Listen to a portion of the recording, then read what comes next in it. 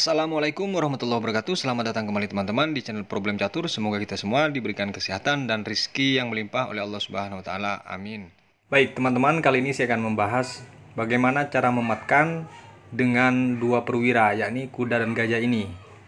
Ini sebenarnya ada rumusnya, teman-teman. Jika gajah teman-teman, ini saya posisikan teman-teman pegang buah hitam ya.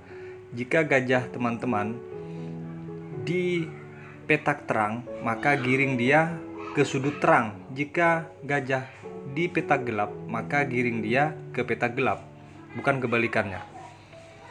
Ini saya contoh ya. Di posisi ini teman-teman tinggal menjalankan gajah ke-6, yakni buang tempo agar raja bergerak. Ketika dijawab dengan raja ke B8, maka teman-teman bisa gajah ke C8 lagi.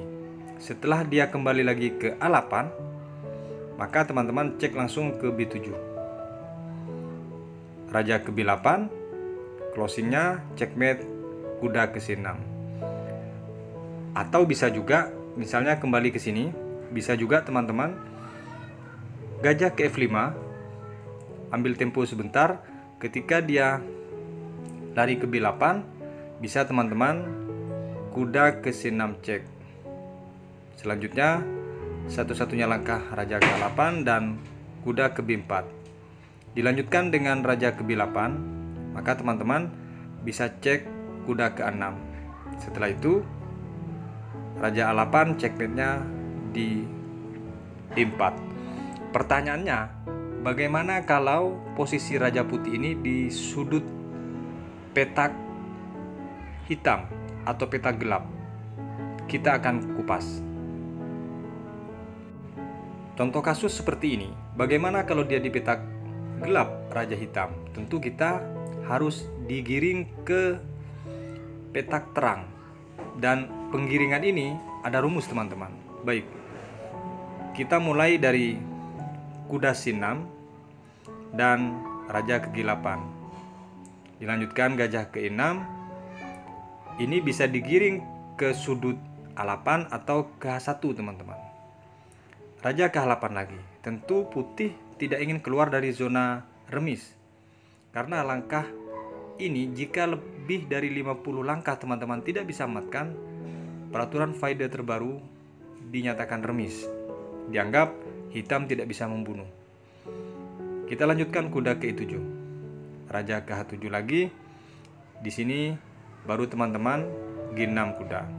Dia tidak bisa kembali lagi ke sudut karena sudah terblok oleh kuda. Raja ke H6, di sini G8 gajah. Raja ke H5 dilanjutkan dengan kuda ke E5. Sekilas ini bolak-balik, tapi perhatikan nanti akhirnya tersudut ke H1 nih teman-teman. Raja ke H4 dilanjutkan dengan gajah ke D5. Ke H5 lagi dia mau kembali lagi ke depan atau ke petak 8. Di sini ke E4. Diblok duluan.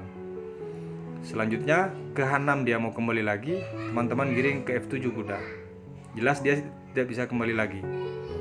Dilanjutkan dengan H5. Di sini F3. Jelas dia harus tersudut. Langsung dipaksa ke H4. Raja ke F5. Sedikit demi sedikit penggiringan ini dimulai. G3 dan di sini teman-teman tinggal mengangkat kuda ke E5 untuk menjaga gajah. Raja ke F2 dan di sini raja ke F4. Perhatikan dia boleh memilih lajur, tapi kita harus secepatnya mencegah lajur itu teman-teman.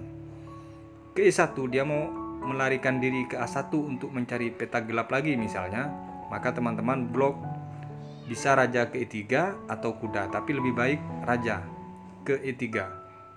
Maka dia dipaksa tersudut ke petak H1 nantinya. Raja ke F1. Di sini G6.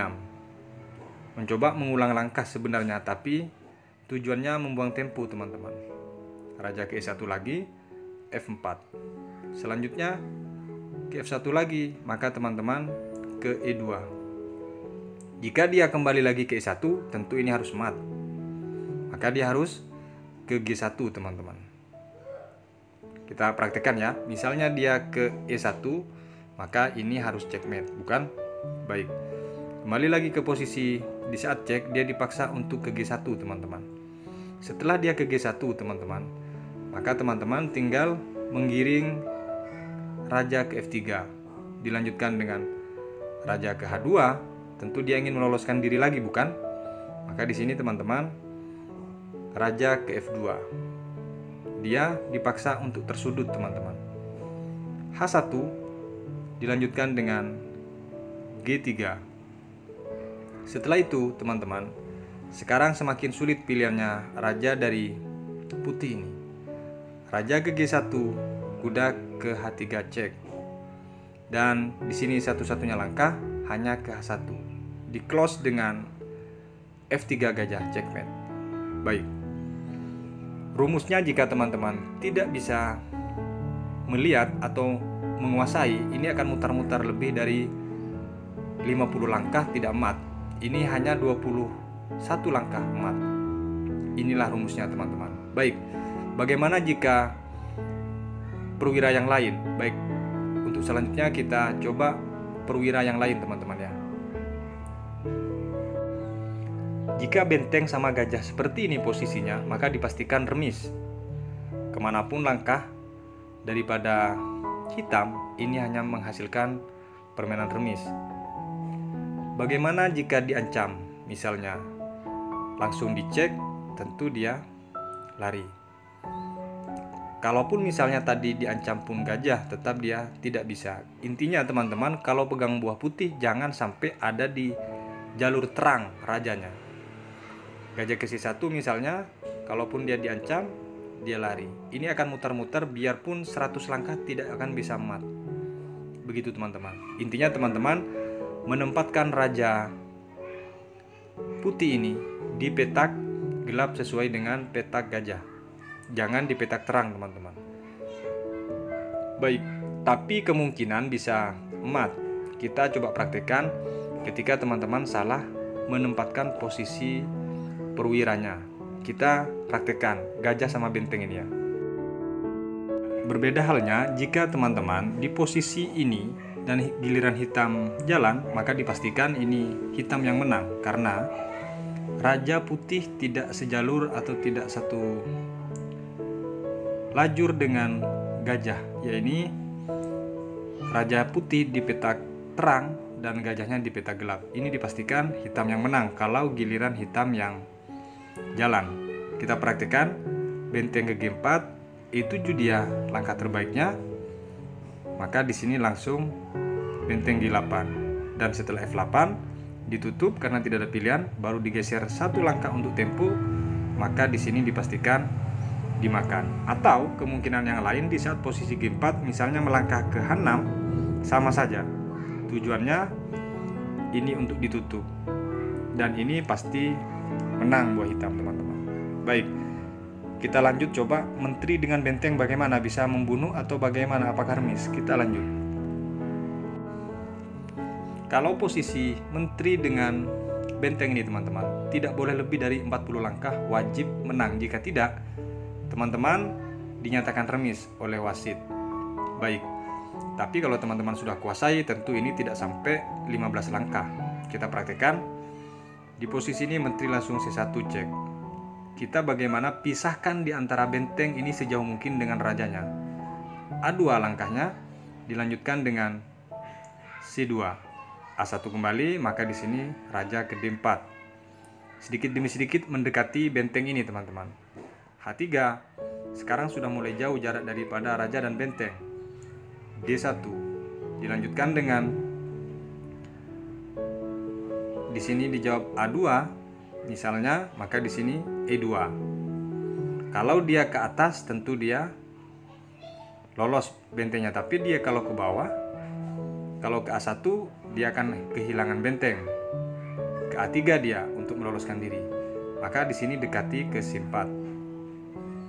Benteng ke H4, pelan-pelan didekati raja. Di sini tentu dicek terus oleh benteng. Raja ke C2.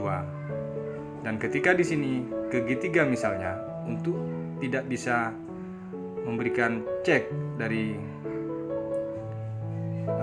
hitam teman-teman, maka di sini ke I5. Perhatikan langkah ini seolah-olah memang dipaksa untuk cek. Ketika di sini ke H3 teman-teman, maka di sini teman-teman bisa memilih langsung checkmate ke A5. Mati teman-temannya.